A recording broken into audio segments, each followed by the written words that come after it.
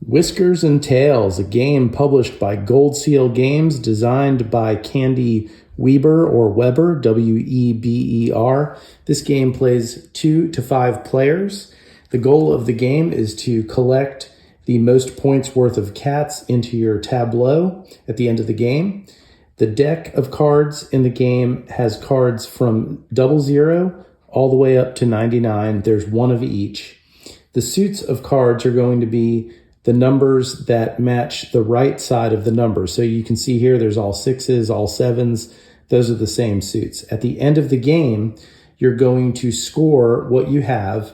If you have at least 3 cats in a column, you score positive points. So for instance, this would be 0 plus 4 plus 6, so 10 plus 7, 17 plus 9 is 26 for this set of cats. And you add up all your scores.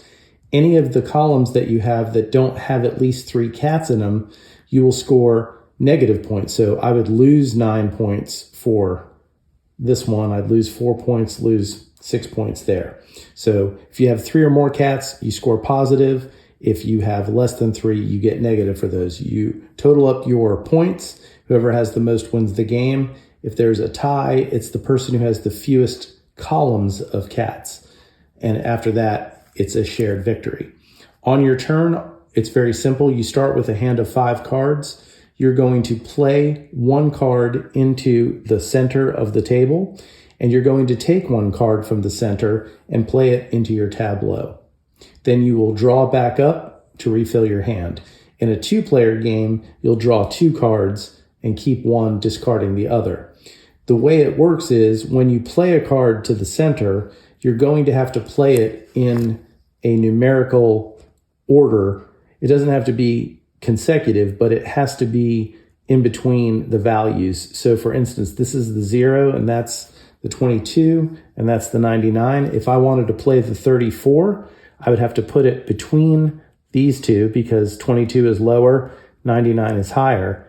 And then I take either card from the sides of the one I played. So I could take either the 99 or the 22. If I take the 22, I would then add it to that column here, and this would stay here. I would draw back up. You can't play anything lower than a 0, and you can't play anything to the right of the 99 because those cards don't exist. There are some wild cards, and depending on the number of players, whether you have 2 players, you add 1 into the deck. If you have 5 players, you add all 8 wilds. Wilds allow you to insert it in between numbers as though it had a number in between them. The only exception is you can't play it lower than a 0 or higher than a 99, and you can't play it in between consecutive numbers. So if the 1 was here, you can't play the wild in between it. You place it in here, you take the card, you add the card to your tableau.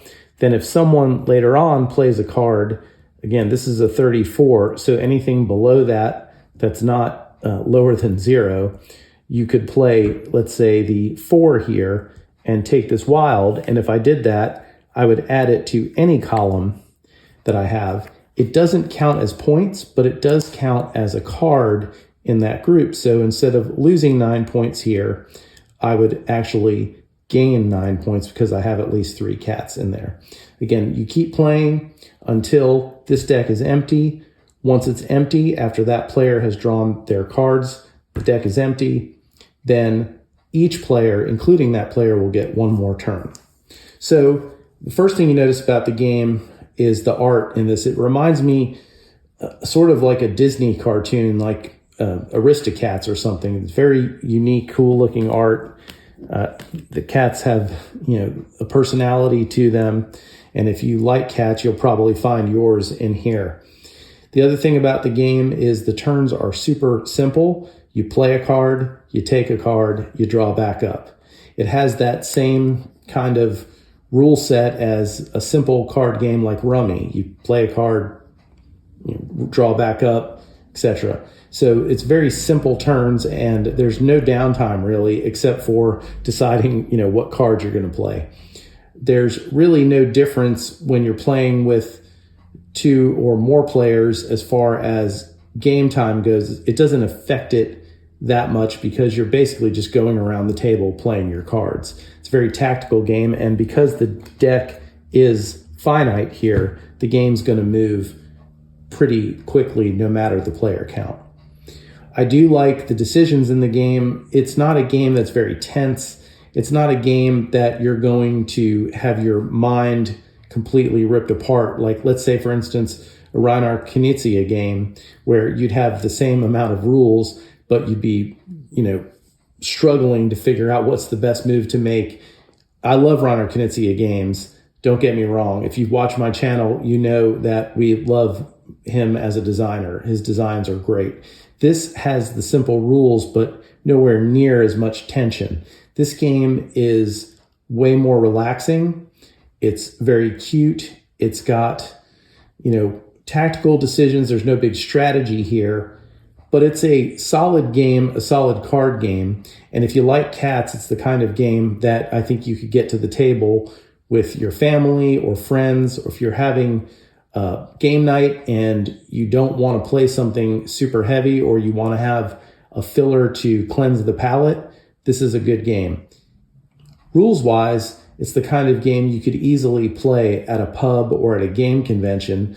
The only concern I would have is it does take up some table space as you lay out the tableaus, and with more players, you would have cards strewn about the table. So it's more of a convention type game. I think that's where I would tend to play this game. I don't think it's portable to take to a pub. You could take it to the pub. It's a very small box, but you wouldn't be able to fit it on a table very easily.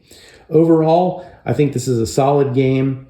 It's a good family game, not high strategy, not something for a heavy gamer, but it's a relaxing, good time.